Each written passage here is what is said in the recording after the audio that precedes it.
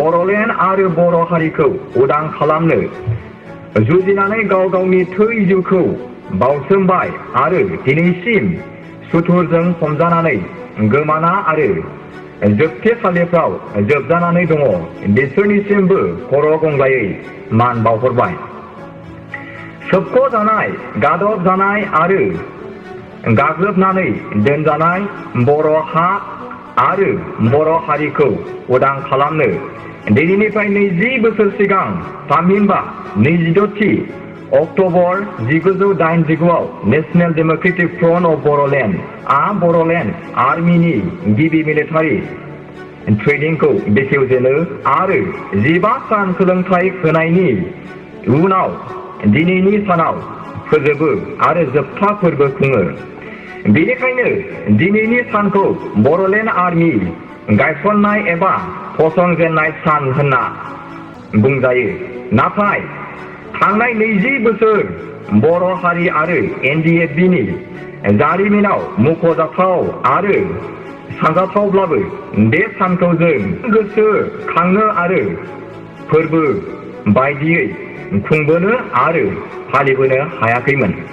नाथाय बे बोसोरनिफ्राय बोसोरफ्रोमबो बर'लेण्ड आर्मि डे एबा बर'लेण्ड आर्मि राइजिं डे एबा बर'लेण्ड आर्मि फसंथान सान बायदियै फालिनो लानाया बाख्नायजाथाव जादों आरो आं फोथायदों बे सानखौ बर'लेण्ड आर्मि डे बायदियै फालिनो लानाया NDFB आरो बर'लेण्ड आर्मिनि जारिमिनखौ मोनथिनायाव हेफाजाब आरो मदद होगोन आरो जोंनि गोसो आरो थांखिखौ गोरा आरो गोख्रोंसिन खालामगोन।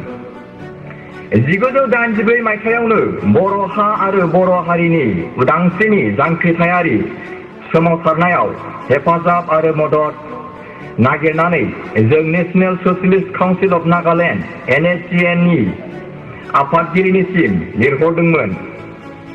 बिथांमोननि फिन मोननायाव 1986 मायथाइयाव NSCNनि हेडक्वार्टारसिम थांनो नाजानानै फेलें जायो।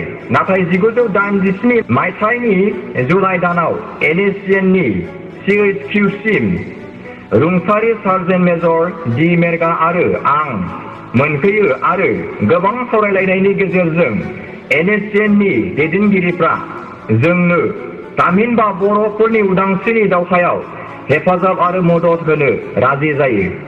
अब्ला मानगोनां रायजो राजा लोगो नोंथांमोना थारैनो खोनाखाबाय नङा होनब्ला NDBनि जिउ जारिमिन लोगोसे डियार नाब्ला रन्जन दैमार सारनि जिउ जारिमिन बोरै दावगादोंमोन आरो बोरै सरकारजों जुजिनो थाखाय आखायाव हाथियार लानानै बोरै दावगालांदोंमोन आरो सरकारजों जुजिदोंमोन आरो जोंनि बर' हारिखौ रैखाथि होबोदोंमोन आखायाव हाथियार लानायजों लोगोसे बे बाथ्राखौ नोंथांमोना थारैनो खोनानानै बुजिखाबाय। लोगोसे दुखुनि बाथ्राया बेसो जोंहा बिटिआर गोरोबथानि गेजेरजों जोंहा रन्जन दैमारि सारा उदां जानांगौमोन।